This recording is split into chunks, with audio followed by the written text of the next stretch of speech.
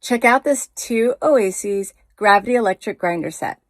I can't wait to use it. It's got both salt and pepper shakers, and we're going to use it on our dining room table. So let's check it out for using it in the kitchen. It's suggested that pepper grinding speed should be at a level 2 and salt grinding speed should be at a level 1, but adjust as you see fit. Select the level of coarseness from very coarse to very fine. Simply rotate the dial in order to select the coarseness. Rotate the salt and pepper shakers over to the back side in order to see the charging sensor port.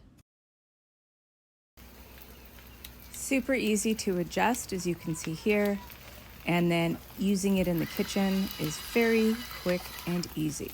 Salt and pepper come in real handy and never any need to hand grind. Wonderful gravity electric grinder set. I love my breakfast for dinner. Thanks for listening and watching my video.